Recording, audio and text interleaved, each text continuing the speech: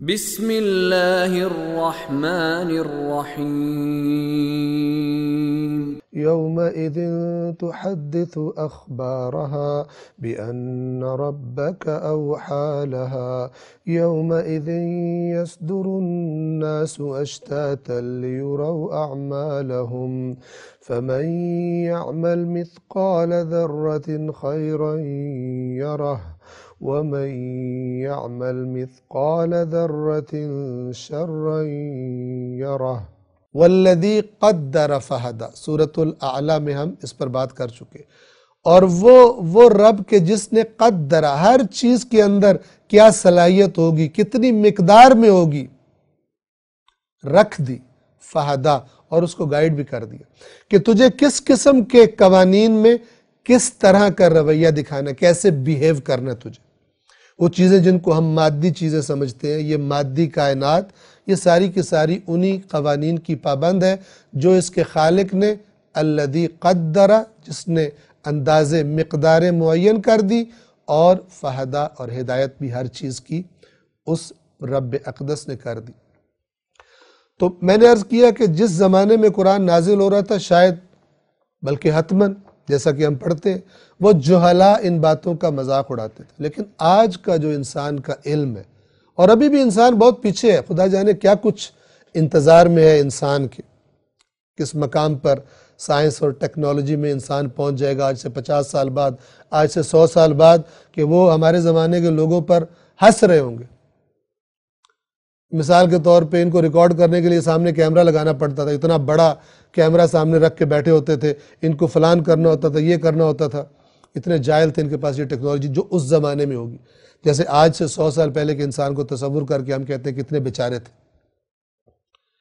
تو 100 سال بعد ہم پر بھی وہ نسلیں اسی طرح ہنس رہی ہوں گی، مثلا کہہ رہی ہوں گی کہ ان کے پاس اتنے یہ جاہل تھے، ان سے روڈ ایکسیڈنٹ کنٹرول نہیں ہوتے تھے، روڈ ایکسیڈنٹ سے مر جایا کرتے تھے، اتنی جانیں ضائع ہوتی تھی، ان کی جہالت وجہ تھی۔ مثال کے طور پہ ان کے پاس کینسر کا علاج نہیں تھا، مثال کے طور پہ ان کے پاس ایڈز کا علاج نہیں تھا، یا فرض کریں کچھ عرصے کے بعد اسی کووڈ-19 یہ جو کرونا وائرس ہے، جب اس کی کوئی بھی دوا یا کوئی بھی چیز مثال کے طور پر ڈسکور ہو جاتی ہے، موجود ہے لیکن ڈسکورڈ نہیں ہے، تو جب وہ ڈسکور ہو جائے گی تو لوگ کہیں گے، افسوس کریں گے کہ بیچاروں کو اگر پہلے پتہ چل جاتا تو اتنی قیمتی جانیں مثال کے طور پہ ضائع نہ ہوتی۔ تو انسان ترقی کی حالت میں ہے، لیکن آج جس مقام پہ انسان کا علم پہنچ چکا ہے، بآسانی ہم تصور کر سکتے ہیں کہ زمین کیسے بتائے گی۔ جیسے ہمارا موبائل بولتا ہے، جیسے کوئی اگر بندہ مثال کے طور پہ قتل کر دیا جائے تو اس کا موبائل وغیرہ پولیس قبضے میں لے لیتا تاکہ اس کے ڈیٹا سے پتہ چلے، اس کے کال ریکارڈ کو دیکھا جاتا ہے، فلان کو دیکھا جاتا ہے، جو رابطے کیے اس نے مختلف طریقوں سے پتہ چل جاتا ہے تاکہ سراغ۔ تو آج کا انسان، کہ میں نے عرض کیا ابھی بھی انسان کا بچپنا ہے، بہت آگے جانا ہے انسان نے، تو وہ جو انسان کا خالق ہے، یہ انسان آج اتنا کچھ کر سکتا ہے، اسی مادے کے ذریعے بہت ساری چیزوں کو، باتوں کو، تصویروں کو دیکھ سکتا ہے، دوبارہ سن سکتا ہے، اور جہاں پہنچنا چاہتا ہے، جو چیز جاننا چاہتا ہے اسے جان لیتا ہے۔ تو وہ کہ جو اس مادے کا اور اس انسان کا خالق ہے، اور ان تمام صلاحیات، ان تمام کوالٹیز کا خالق ہے جو ان چیزوں کے اندر پائی جاتی ہیں، اس میں تو تعجب کی بات ہی کوئی نہیں کہ یہ زمین اس کے حکم سے ساری کی ساری باتیں محفوظ کر رہی ہو کہنا بھی ٹھیک نہیں ہے، کر رہی ہے۔ اگر میں تنہائی میں بیٹھ کر بھی کسی کمرے میں دور افتادہ کوئی گناہ کرتا ہوں اور سمجھتا ہوں کہ یہاں کوئی نہیں ہے، دیواریں ہیں، یہ زمین ہے، اور اگر ہم نے کوئی قالین رکھا ہوا ہے تو وہ بھی زمین سے ہی نکلا ہے، سب چیزیں زمین ہے۔ توجہ فرما رہے ہیں؟ تو جب خدا حکم دے گا قیامت کے دن تو یہ زمین بولے گی، یومئذ تحدث اخبارہا، اس دن وہ اپنے حالات بیان کرے گی۔ 5 کیوں بیان کرے گی؟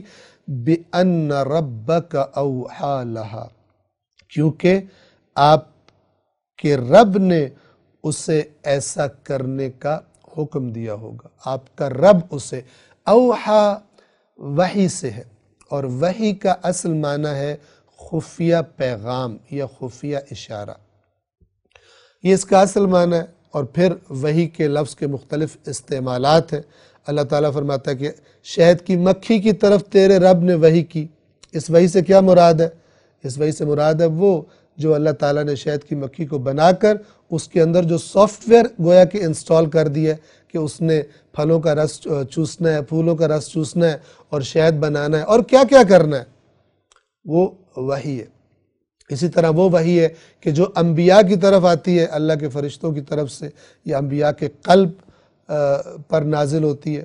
تو ایک لفظ کا ایک بنیادی معنی ہوتا ہے، ہم کئی بار عرض کرتے رہتے ہیں، اور پھر اس کے مختلف استعمالات ہوتے ہیں کہ اگر انسان کو یہ پتہ نہ ہو تو بعض اوقات انسان مکس اپ کر دیتا ہے اور معنی کو اور جگہ پر استعمال کرتا ہے، اور بعض اوقات فتنہ کرنے والے اور گمراہ کن باتیں کرنے والے لوگ عوام کی کم علمی سے فائدہ اٹھا کر الفاظ سے کھیلتے ہیں.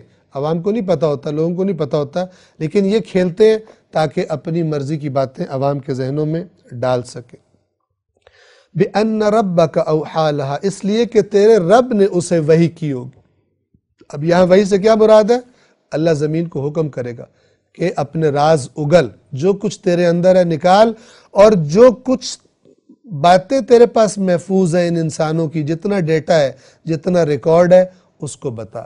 تو وہ بولے گی جیسے موبائل بول پڑتا ہے. کسی کو تعجب ہوتا ہے کہ موبائل کیسے بول رہا ہے. ہاں، 100 سال پہلے کے بندے کو موبائل کے پاس آپ لا کے بٹھا دیں اور یہ بولے بھی اور تصویر بھی دکھائے، اسے تعجب ہوگا. لیکن ہمیں تو اس بات پر تعجب ہوگا کہ اسے تعجب کیوں ہو رہا ہے؟ اس لیے کہ ہم اس سے مانوس ہیں. تو زمین بھی اپنے رب کے حکم سے بولے گی اور بتائے گی کہ میری پشت پر ان انسانوں نے کیا کیا حرکتیں کی تھی. 6، اور کیا ہوگا اس دن؟ یومئذ یصدر الناس اشتاتا، اس دن لوگوں کو لایا جائے گا، لوگ آئیں گے اشتاتن، گروہ گروہ بن کر، مختلف گروہ بن کر. اب یہ قرآن میں چند جگہوں پہ ذکر آیا. ان گروہوں سے مراد یہ بھی ہو سکتا ہے کہ مثلا ہر علاقے کے برے لوگوں کو اکٹھا کر کے لایا جائے گا، اور اس کے بعد ہو سکتا ہے گناہوں کی بنیاد پر گروپس بنا دیے جائے، کون لوگ اس گناہ میں زیادہ انوالو تھے. تو بہرحال اللہ تعالیٰ فرما رہا ہے کہ اس دن لوگ گروہ گروہ ہو کر آئیں گے. کس لیے آئیں گے؟ لِيُرَوْا أَعْمَالَهُمْ، تاکہ انہیں دکھائے جائیں ان کے اعمال. ان کے اعمال ان کو دکھائے جائے، ویڈیو، آڈیو، ان کی ریکارڈنگز مثلا آج کی زبان میں عرض کر رہا ہوں، ان کو سنائی جائے کہ یہ دیکھو تم نے کیا کیا تھا. تم سمجھتے تھے تمہیں کوئی نہیں دیکھ رہا، تم سمجھتے تھے تم بڑے تیز ہو، تم نے بڑا چھپ کے کیا، لیکن ہمارے پاس ہر چیز محفوظ تھی. اس دن لوگ گروہ گروہ ہو کر آئیں گے تاکہ انہیں ان کے اعمال دکھائے جائیں. اور پھر کیا ہوگا؟ کتنا دقیق، کتنا باریک بینی والا نظام ہے اللہ کا چیزوں کو محفوظ رکھنے کا. فرمایا آیت نمبر 7 میں فَمَنْ يَعْمَلْ مِثْقَالَ ذَرَّةٍ خَيْرًا يَرَهُ، تو جس نے ذرہ برابر، رائی کے برابر بھی جس نے خیر، اچھائی کی ہوگی، یرہ، اس کو دیکھے گا. یعنی ایک دفعہ اللہ انسان کو ہر چیز سامنے اس کے دکھا دے گا، پورا اس کا اعمال نامہ، چاہے اچھائیاں ہوں چھوٹی سے چھوٹی، رائی کے دانے کے برابر، الیکٹران کے برابر. مثال کے طور پر یہ مثقال ذرتن قرآن کے نزول کے زمانے میں یہ لفظ چھوٹی ترین، حقیر ترین چیز بتانے کے لیے استعمال کیا جاتا تھا. تو اللہ تعالیٰ فرما رہا ہے کہ اس کے برابر بھی اگر کسی نے بھلائی کی ہوگی وہ بھی دیکھے گا.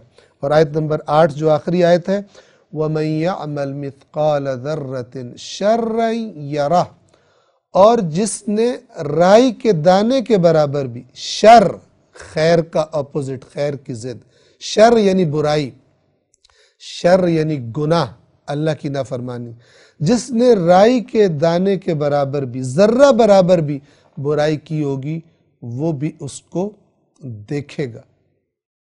اور قرآن مجید میں اس سے پہلے گزر چکا کہ جب گناہگار اپنے اعمال ناموں کو دیکھیں گے تو بڑا ان ایکسپیکٹڈ ہوگا، اور وہ کہیں گے یہ بھی لکھا ہوا ہے، یہ بھی گناہ کیا تھا میں نے، اتنا چھوٹا سمجھا تھا میں اس کو، اس کتاب نے، اس اعمال نامے میں اسے بھی نوٹ کیا ہوا ہے۔ ما لہذا الکتاب لا یغادر صغیرۃ ولا کبیرۃ الا احصاها، کہیں گے یہ کیسی کتاب ہمیں پکڑائی گئی ہے، یہ کیسا ایکیوریٹ ڈیٹا ہمارا ریکارڈ کیا گیا اور ہمیں بتایا جا رہا ہے۔ لا یغادر صغیرۃ ولا کبیرۃ، نہ کوئی چھوٹی چیز چھوڑی ہے اس نے، نہ کوئی بڑی چیز چھوڑی ہے، الا احصاها، سب چیزیں گن کے رکھی ہوئی ہیں۔ فَمَن يَعْمَلْ مِثْقَالَ ذَرَّةٍ خَيْرًا يَرَهُ، تو جس نے ذرہ برابر بھی خیر کی ہوگی، اچھائی کی ہوگی، وہ بھی دیکھے گا۔ وَمَن يَعْمَلْ، یہ یعمل عمل ہے، جس نے رائی برابر بھی، ذرہ برابر بھی شر کیا ہوگا، برائی کی ہوگی، وہ بھی دیکھے گا کہ میرے پاس یہ ہے۔ پھر جو قرآن بتاتا ہے اعمال کے وزن کیے جائیں گے، دیگر چیزیں جو پروسیس قیامت کے دن کا بتایا گیا، پھر اللہ کی مرضی کہ اس کا شمار بخش دیے جانے والوں میں کرے یا اس کا شمار جہنم میں جانے والوں میں کرے، ایک دفعہ دکھائے گا ہر ایک کو کہ تم نے کیا اعمال کیے تھے۔ تو ہم میں سے کون ہے کہ جو قیامت کے دن اپنے اعمال نامے میں برائی دیکھنا چاہے گا؟ جب واپس آ کر توبہ کرنے کی اور اپنی اصلاح کرنے کی کسی کو مہلت نہیں ملے گی۔ ہم سوچیں اس دن ہم کس قسم کے اعمال چاہیں گے کہ ہمارے اعمال نامے میں نظر آئیں اور چمکیں اور باعث فخر ہوں، باعث عزت ہوں وہ اعمال، اور کون سے اعمال ہم کبھی نہیں چاہیں گے، کر چکے ہیں، کرتے ہیں، چھوڑنے کا ارادہ بھی نہیں ہے، لیکن قرآن چاہتا ہے ہم تصور کریں کون سے اعمال ہیں تمہارے جو تم اپنے اعمال نامے میں نہیں دیکھنا چاہو گے، تمہارا جی نہیں چاہے گا کہ اس کا کسی کو پتہ چلے، چھوڑ دو ان کو۔ یہ آیات اسی لیے، اس لیے نہیں کہ پڑھ کے ثواب لو اور روٹین وہی رہے۔ قرآن انسان کی اصلاح کے لیے آیا ہے۔ اللہ العلی العظیم۔